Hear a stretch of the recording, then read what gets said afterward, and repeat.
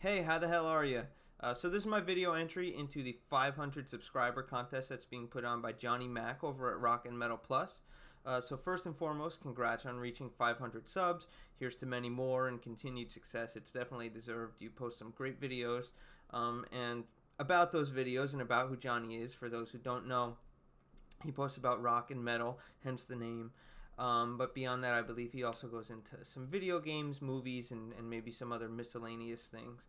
But yeah, he listens to everything from grindcore to glam to grunge. So chances are, if you like rock and metal, that there will be something there for you.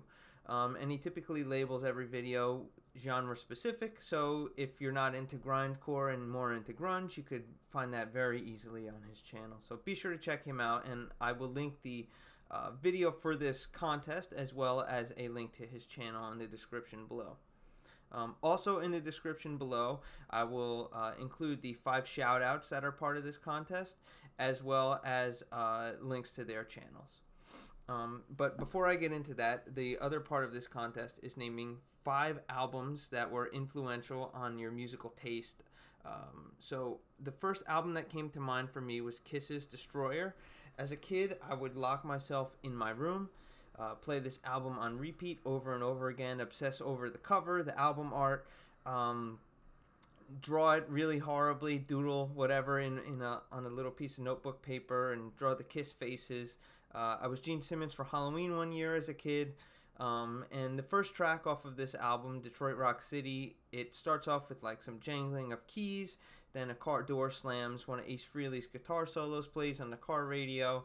The car starts to drive, and then the actual song Detroit Rock City kicks in, and then it ends in a horrific car crash, glass shattering, cars skidding, and I was just hooked from then, and I was hooked on Kiss and couldn't get enough of them. So the next 2 albums kind of go together here, and I'll explain why. But it is Judas Priest's Sad Wings of Destiny and Queensryche's EP. So the reason those 2 go together is, as a kid, I would watch my dad play in a cover band every week, and I viewed them as concerts that I got to see. And how cool is that? My dad is a singer, for those who don't know, and he's actually going to be one of my shout-outs, so I'll get into him a little bit more later. But he would do all the classic metal stuff, hard rock, Bad Co., and of course Ozzy, Judas Priest, Queensryche, and the 2 songs off of those 2 albums are Victim of Changes by Judas Priest and Queen of the Reich. And watching my dad sing that, and the guitar player he played with at the time, who was a huge influence on me as a young guitarist, it was one of the coolest things I ever got to see, and I have vivid memories of it, and I think of it often, honestly.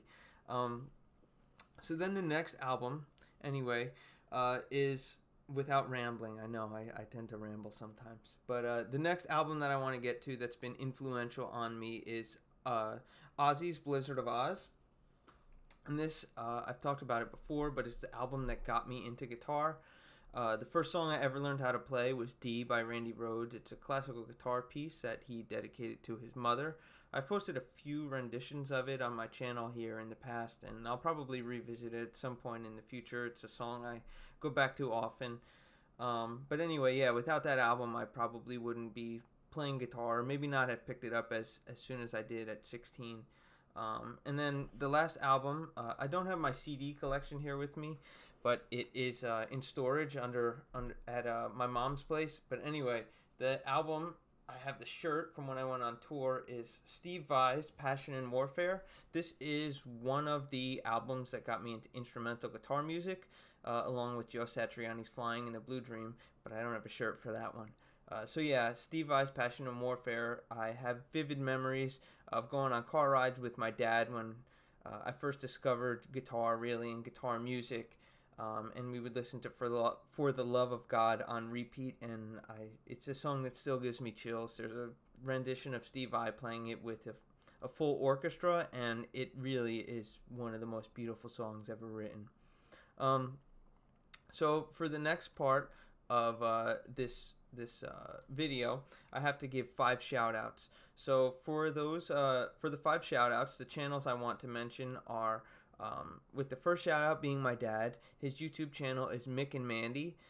He posts not all that often, but he does post some vocal covers here and there, as well as some videos of his band in the 80s, and some videos of his band, the one that I was talking about earlier, doing some of those songs actually. So be sure to check him out. And then the next shout out that I want to give is to Blue. I'm gonna mispronounce this. It's a tongue twister a little bit. It is Blue Gubrius. Blue Gubrius, and he goes by Blue. He's a guitarist. He posts original guitar music, gear demos, and he comments on a lot of my videos. So I found him through Simon Pieface. Also, I guess that's kind of a shout out, but he's not one of the 5. But check him out also. I'll list him because why not? But yeah, check out Blue. He's a super nice guy, and sticking with the theme of parents playing music with their kids, like I was in a band with my dad, so Blue posts some videos of him doing him singing and his daughter playing the piano, and it kind of hits me in my soft spot, so be sure to check those out. The third shout out that I want to give is to Adam of What the Gym. He is a huge Beatles fan. That's kind of the thing that sticks out the most to him. About him rather.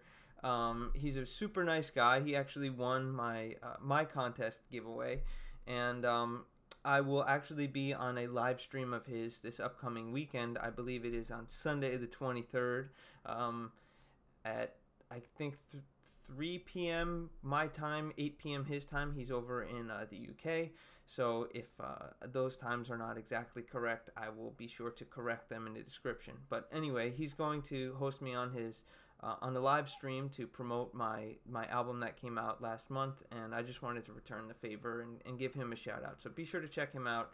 I don't know if I mentioned this already, but he most recently went on some type of vacation, and he posted some videos and pictures of his travels, and I thought they were really cool. My fourth shout out I want to give is to someone named Tom Dust, Thom Dust, and I actually met him through Twitter. The most recent videos that he's posted are of compilation videos of these improv jams that we enter, and I've posted a couple of them myself on here.